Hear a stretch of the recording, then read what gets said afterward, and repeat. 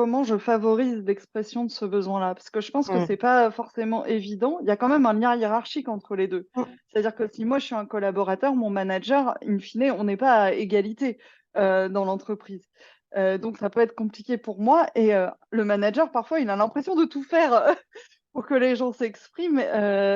Mais peut-être que, enfin voilà, ça peut être quoi des clés qui permettent euh, de libérer en fait cette parole et d'autoriser les gens à parler.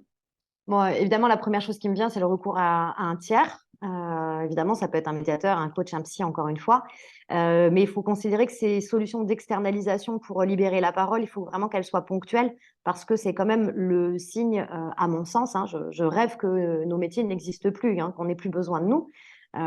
Donc, on espère plutôt que ce soit dans l'enceinte de l'équipe, dans la relation du manager avec le manager, qui est un niveau de confiance et d'autorisation à s'exprimer et à dire un maximum de choses. On rêve qu'il y ait ça, en fait, qui soit instauré. Le manager, il a à mon sens, un premier levier extrêmement fort, c'est sa posture et son attitude. Il y a des personnes enfin, il y a beaucoup de managers qui ont beaucoup de mal avec l'écoute, qui ont une compétence d'écoute qui est très faible.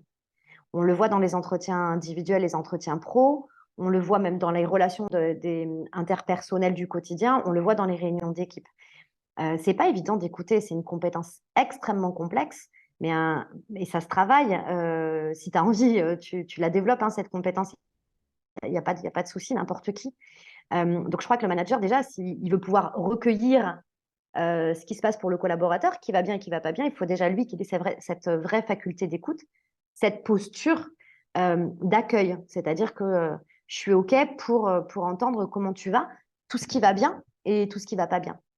Juste ici, il y a une idée qui me vient qui me dit, en fait, parfois, c'est pas évident quand on est manager parce que on se dit, je vais écouter, mais et si j'ai pas les moyens d'agir ou de réagir derrière, et ça, je pense que ça peut être un gros frein à l'écoute. C'est-à-dire, bah, en fait, j'ai pas envie d'inciter la Ouvrir la personne boîte à de dire, Pandore, en fait. ouais, voilà, à Ouais, c'est ouvrir ça. la boîte de Pandore pour qu'ensuite je me retrouve comme un idiot à me dire, bah ouais, mais je Mais peux rien faire. mais c'est complètement vrai. Tu es en train de souligner cette fameuse relation parent-enfant que je commençais à aborder tout à l'heure. C'est-à-dire que si j'ai peur que tu me dises ce qui se passe à l'intérieur de toi, c'est parce que j'ai peur de ne pas pouvoir nourrir tes besoins. Mais qui a un jour décrété que tout ce qui ne va pas chez l'autre, c'est à moi, manager, d'aller le traiter? Il y Une a tout un solution. inconscient, plein d'injonctions inconscientes implicites sur le Hein. fait que c'est le manager qui doit gérer tout ça. Il peut pas être, tu vois, il peut guider, il peut offrir les ressources et les moyens, mais il peut pas. Ben, puis même s'il donnait au manager une petite étiquette en disant, tiens, c'est ça le sens de ton travail, ça serait, ça serait complètement creux et plat. Enfin, ça marcherait pas. Donc du coup, ce manager, il est au centre des personnes que vous accompagnez chez Wunjo. Ouais, il a un rôle absolument stratégique. Il y a beaucoup de managers pour moi, c'est le métier le plus difficile au monde, manager. Je mettrais DRH juste après d'ailleurs, mais ouais, manager parce que ça appelle tellement de savoir-faire et de compétences comportementales. La plupart des managers, ils ont été hissés au rang d'encadrement parce que c'était les plus compétents techniquement. Certains n'ont pas demandé à avoir des humains, mais ils voient bien que s'ils veulent progresser dans la grille sociale de reconnaissance à tous égards, bah, il faut qu'ils passent manager. Mais le nombre de managers qui sont en souffrance, c'est énorme. Et ils osent pas le dire qu'ils vont pas bien.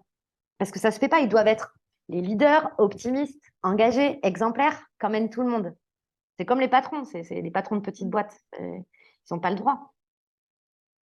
Mais par contre, le manager, c'est pas lui qui fait tout. On est d'accord. Moi, je crois avant tout à la responsabilisation de l'individu travailleur. C'est plutôt à contre-courant de beaucoup de choses qu'on peut entendre. Bah, écoute, si on se cache derrière la QVT sur le champ collectif, si tu regardes la définition officielle, hein, et une fois que tu as fait ton accord télétravail, qu'il y a de l'égalité de traitement, que tu as ton ratio homme-femme avec tes handicapés, que tu as ton document unique d'évaluation des risques qui est à jour, hein, que dans les bureaux, il fait ni trop chaud ni trop froid, que le matériel fonctionne bien. Enfin, puis tu es en démarche RSE aussi, tu as pris plein d'engagements environnementaux, donc c'est bien. Et donc, il fait bon vivre et travailler là, ça y est, c'est bon? Bah non. J'ai pas dit qu'il fallait pas le faire, hein, encore une fois, hein. Mais il faut vraiment Mm. arrêter de penser que la QVT, c'est que des démarches à l'échelle de la personne morale et des collectifs. Il faut vraiment le redescendre au plus petit échelon qu'est l'équipe et à l'individu, à mon sens. Mais ça demande beaucoup d'énergie, hein, ça demande beaucoup de changer de regard déjà. Et puis ça responsabilise les managers et les individus.